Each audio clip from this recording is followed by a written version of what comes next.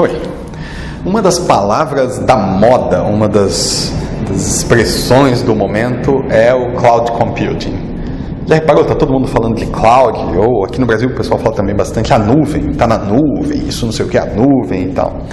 E esse é um assunto assim, pouco entendido na verdade. As pessoas chamam qualquer coisa de nuvem, eu tenho visto um bocado de confusão. Então eu vou tentar explicar um pouquinho o que eu entendo e eu vi esse conceito assim nascendo, eu falo disso há um bocado de tempo, ouço falar disso há um bocado de tempo, vi ele lá nas origens, né? Vou tentar descrever o que é, para evitar um pouco da confusão que tem por aí, né? Hoje é possível, e tem um bocado de tecnologia para isso, fazer com que dois computadores trabalhem como se fosse um.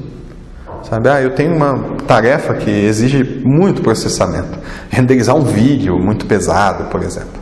E eu tenho dois computadores aqui. Se eu puser em um para renderizar, vai levar 10 horas. Se eu puser no outro, vai levar 10 horas também. Então tem software para você colocar metade do vídeo para renderizar em um, metade no outro. E vai levar 5 horas para renderizar. Tem software até que faz essa distribuição de tarefa e não é problema seu. Eles funcionam de fato como se fossem um. Você manda aí, renderiza o vídeo. E esse computador usa os recursos do outro e os dois renderizam o vídeo e eles se orquestram sozinhos ali para que o vídeo todo seja renderizado. É possível colocar 2, é possível colocar 10, é possível colocar 50. Né? É possível colocar 1000, 1 milhão de computadores para trabalhar juntos. E aí tem um bocado de gente por aí construindo supercomputadores com um parque de máquinas. O sujeito compra 1000 computadores, coloca um do lado do outro, computadores comuns, baratos, como os que você tem acesso, coloca esses 1000 um do lado do outro e ele tem um mega computador ali com o poder desses 1000. Ao mesmo tempo, existe tecnologia hoje para simular computadores, para criar um computador virtual, uma máquina virtual. Então eu uso, por exemplo, o sistema operacional Windows, ou Linux, mas eu uso o Windows numa máquina virtual, porque às vezes eu preciso do Windows para alguma coisa. Então eu tenho um Windows num computador de mentirinha. Esse computador de mentirinha está engaiolado aqui dentro do meu. Eu abro uma janelinha que ele aparece o Windows, é uma máquina virtual. Agora imagina que eu monte um mega computador com 1 milhão de máquinas, okay? E ponha esse computador para rodar máquinas virtuais. Pô, mas que bobeira, né? Eu vou ter 1 milhão de máquinas rodando 1 milhão de máquinas virtuais. Quanta performance eu perco no processo, né? Não era melhor deixar as 1 milhão de máquinas trabalhando separadas e tal? Mas quando eu ponho essas máquinas virtuais nesse 1 milhão de máquinas para rodar, nesse mega computador que eu construí, eu ganho uma possibilidade que, se eu estiver trabalhando com máquinas de verdade, físicas, né, de metal, assim, eu não consigo. Que é a possibilidade de aumentar e diminuir o tamanho dessas máquinas virtuais. Então eu posso ter um computador aqui que ele está trabalhando, ele está processando informação conforme chegam dados dos usuários. Então, acessando minha página na internet, as informações estão vindo aqui, esse computador está processando. E num determinado dia eu espero ter um grande pico, porque eu vou a um evento ou qualquer coisa assim. Então eu consigo clicar em 2 botões ali e fazer com que esse computador virtual, ele não existe de verdade, tá? Ele é uma ilusão de máquina, mas ele é um conceito real, ele é um computador, só que não é uma peça física de computação. Ele está ali, rodando nesse ambiente virtual, um computador de software. Eu consigo dobrar o tamanho dele, consigo multiplicar por 10 o tamanho dele, com um clique em 2 botões, sabe? Eu não preciso comprar outro computador, mandar instalar, executar as coisas ali nele. Não. São 2 botões, eu tenho um computador 10 vezes maior. Passou aquele dia, o dia do evento, passou o dia seguinte, que as pessoas ainda se inscrevem e tal, e eu não quero gastar esses recursos, né, com uma máquina que vai ficar ali parada, esperando por um próximo evento. O que eu vou fazer ali, 2 cliques, 2 botões, eu diminuo novamente o tamanho dele para o tamanho original.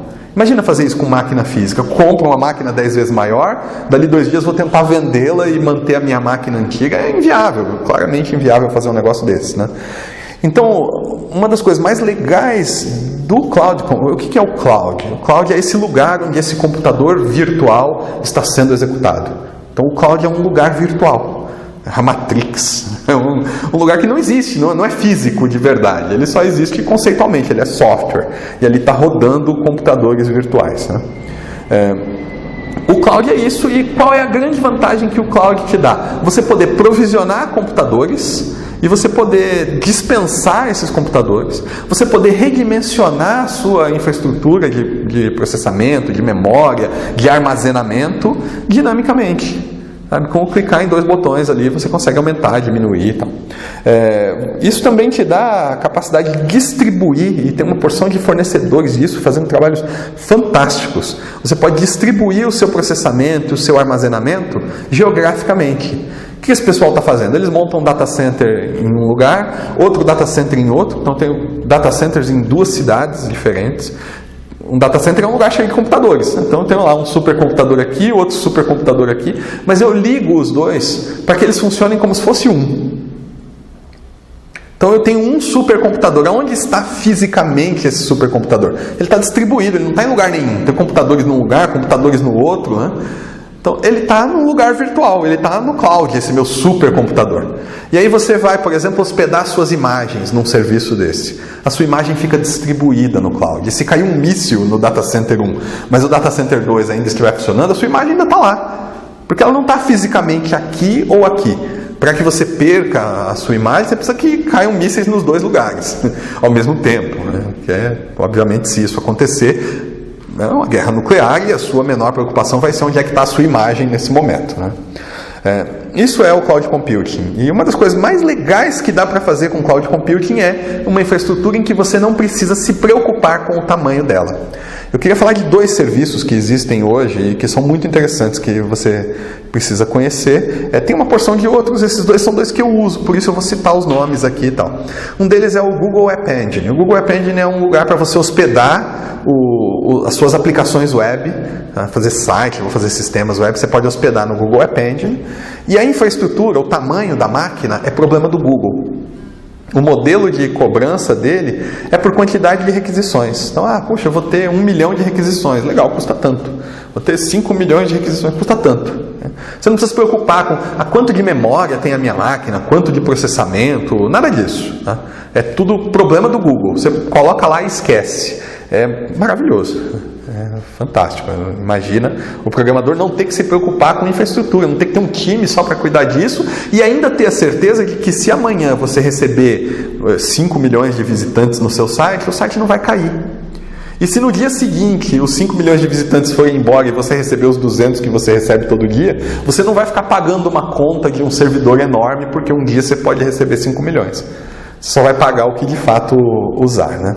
Tem um outro serviço parecido que eu uso bastante também. O Google App Engine, por ele te oferecer essa flexibilidade toda, ele tem restrições em relação ao que você pode colocar lá. Tem um outro, todo serviço tem restrições, claro, mas tem um outro serviço muito menos restritivo, que é o serviço da Amazon, o Elastic Beanstalk.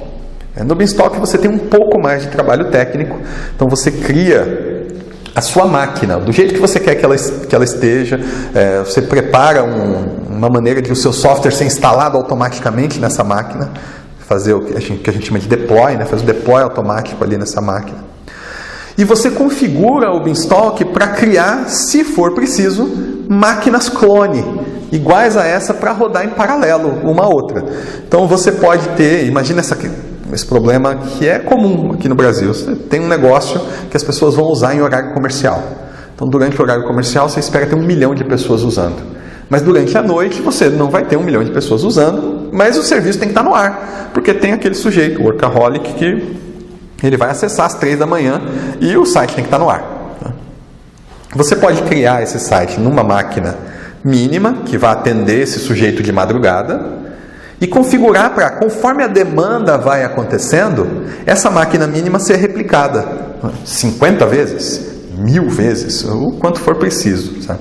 Você configura inclusive o mínimo e o máximo para não ter uma surpresa, gastar dinheiro sem saber e tal. Então, Durante o dia as pessoas estão usando, você está pagando pela infraestrutura à noite, você mantém uma infraestrutura mínima e você vai pagar por uma infraestrutura mínima.